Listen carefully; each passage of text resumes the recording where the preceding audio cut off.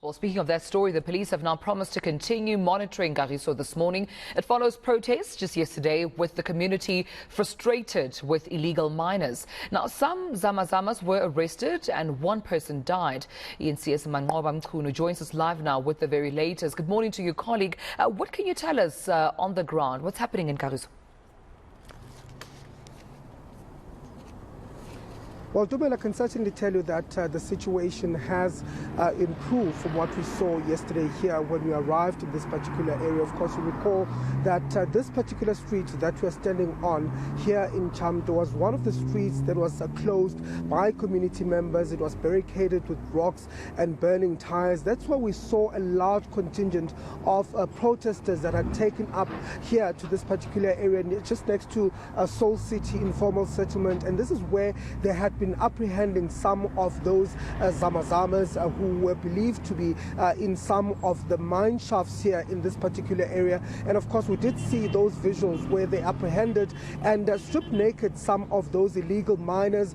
They then handed them over to police. But of course, there were also casualties that happened here yesterday. We do understand that one person was killed as a result of the protest action that we saw here yesterday. But what we're seeing here today is a totally different picture, Tumelo. As far as the protest is concerned, we're seeing quite a lot of movement here on the streets. As you can see, we're seeing people also going to work today. Of course, this follows a call by some of the community members, some of the protest leaders yesterday who really pleaded with community members to halt this particular process.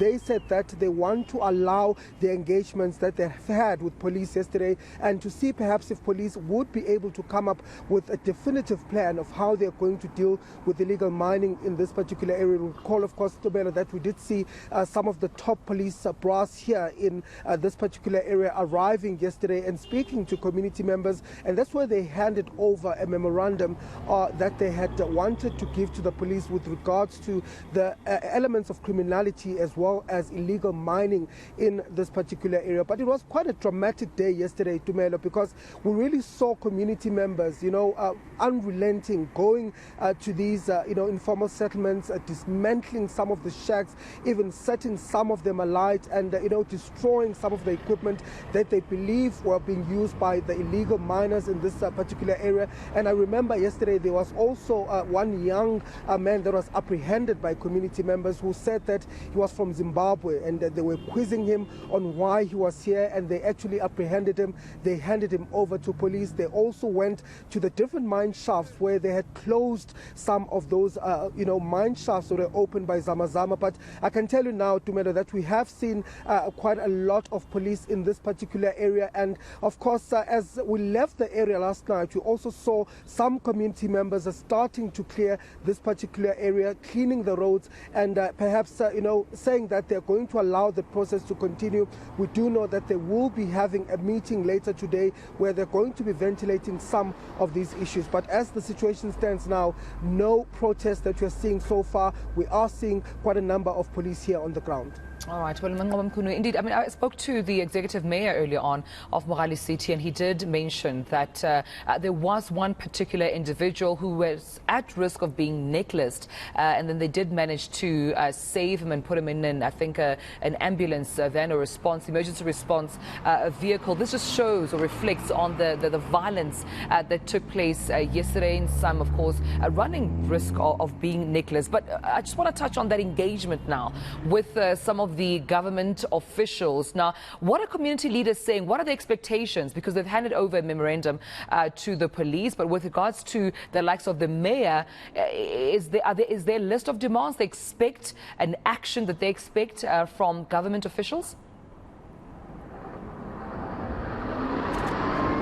Well, certainly, Tubelo. In fact, yesterday when we were speaking to community leaders, they've made it quite clear that they want these issues resolved. They say that they have been raising these issues for quite a number of years because this community has really been under siege when it comes to some of the criminality elements here that have been happening. We talk of rapes, we talk of robberies that happen in this particular community, the murder rate in this particular community. So they say that this issue has been raised to police. But of course, their sense is that the police police have simply failed the people of the West Rand, and that police have not really done their jobs. They've been complacent to some of the crimes that have been happening in this community. So what we do understand, Tumelo, is that they've now handed over that memorandum which lists some of their demands that they want to see in terms of action that will be taken in this community, and they've given police 10 days to respond to that memorandum. They are saying that if the police do not respond favorably to what they have asked them, they are not going to hold back in coming back to the streets and continue with the shutdown that we saw here yesterday. Of course, they say that they regret some of the violence that had happened here, that there were criminal elements that also took over this particular protest, but they're saying that this shows the anger and the discontent of this community when it comes to the issues of criminality here, and that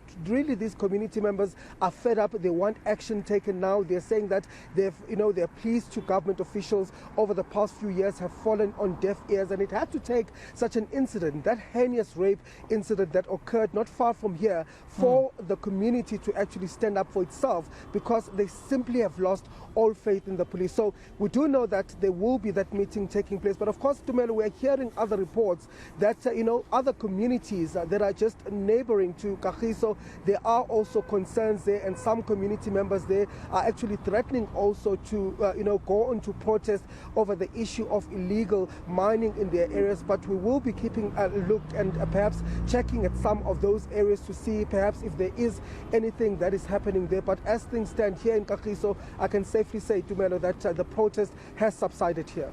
All right, we appreciate, of course, all the developments you're sharing with us. Colleague this morning, Manqoba Mchunu, out for us out in Kagiso. This in the West Rand of Gauteng. We saw those visuals yesterday of protests, violent protests taking place there. Community members saying that they are fed up with criminality and living in fear in their communities. And, of course, a list of memorandum of demands has been now handed over to the police.